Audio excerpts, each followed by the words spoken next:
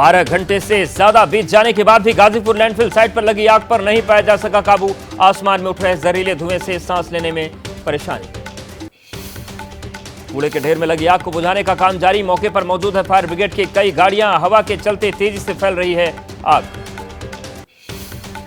कूड़े के पहाड़ पर लगी आग के बाद लैंडफिल साइट पर पहुंचे दिल्ली बीजेपी के अध्यक्ष वीरेंद्र सचदेवा। कहा केजरीवाल ने पहाड़ खत्म करने का वादा नहीं निभाया।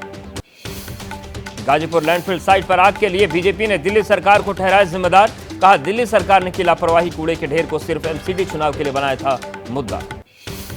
नोएडा के सेक्टर 50 इलाके में पार्क में लगी आग। मौके पर कई फायर ब्रिगेड की गाड़ियों ने पहुंचकर आग पर काबू पाया। फिलहाल आग लगने की वजह साफ नहीं। गाजियाबाद के लोनी में फैक्ट्री में भीषण आग लगने से मची अफरा तफरी। आग बुझाने के लिए बुलाई गई फायर ब्रिगेड की कई गाड़ियां। पंजाब के मुक्तसर साहिब में गेहूं की खड़ी फसल में आग लगने से करीब 70 एकड़ गेहूं की फसल जलकर राख। कड़ी मशक्कत के बाद आग पर पाया गया काबू।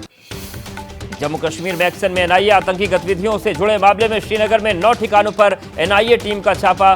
सीआरपीएफ और पुलिस छापेमारी में जुटी। यूपी के मंत्री संजय निषाद का हमले को लेकर दावा। कहा समाजवादी पार्टी के कार्यकर्ताओं ने किया हमला। संत कबीर नगर में शादी समारोह के दौरान हुआ था हमला।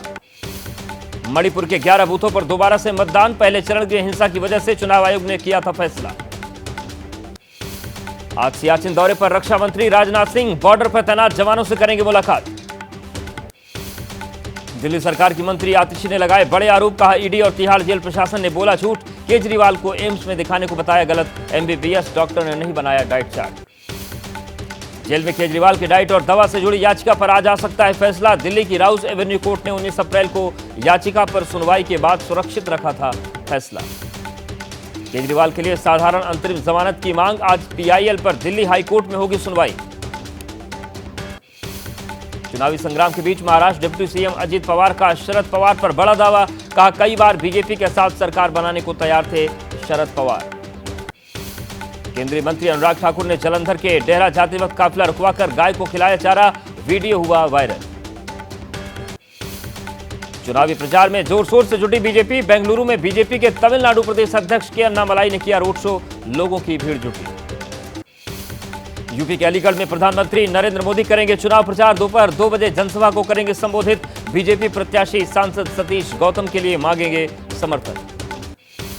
आज यूपी के आगरा और अलीगढ़ का दौरा करेंगे मुख्यमंत्री योगी आदित्यनाथ। पीएम मोदी की सभा में भी होंगे शामिल।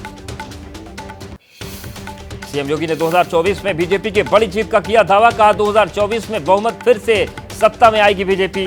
पीएम मोदी के साथ भारी जन समर्थन।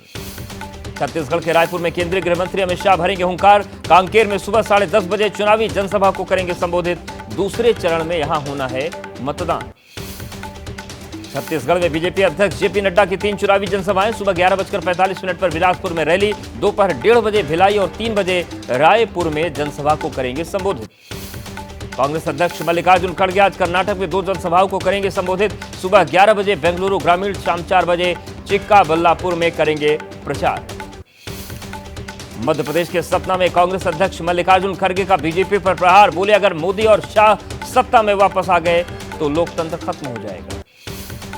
लोकसभा चुनाव को लेकर बीएसपी ने भी झोंकी ताकत। आज यूपी के गौतम बुद्ध नगर और बुलंदशहर में बीएसपी प्रमुख मायावती करेंगी रैली। 2019 में जीती हुई सीटों को बचाने के लिए करेंगी जनसभाएं।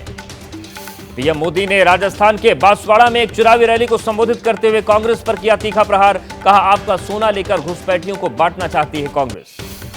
राजस्थान के पूर्व सीएम अशोक गहलोत का बीजेपी पर तंज। कहा पहले चरण के मतदान के बाद 400 पार का नारा निकलना हुआ बंद। झारखंड की गोड्डा सीट पर कांग्रेस ने उम्मीदवार बदला। दीपिका पांडे की जगह प्रदीप यादव को दिया टिकट। रांची से सुबोध कांत सहाय की बेटी यशस्विनी सहाय को टिकट।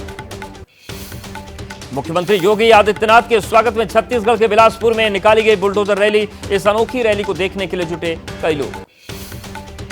बिहार के सारण सीट से आरजेडी उम्मीदवार रोहिणी आचार्य का नीतीश कुमार पर हमला। बोली विकास के बारे में बोलने के लिए नीतीश कुमार के पास कुछ भी नहीं।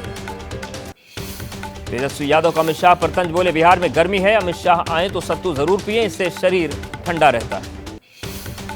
के कविता की जमानत याचिका पर आज होगी सुनवाई। अभी 23 अप्रैल तक न्यायिक हिरासत में है के कविता।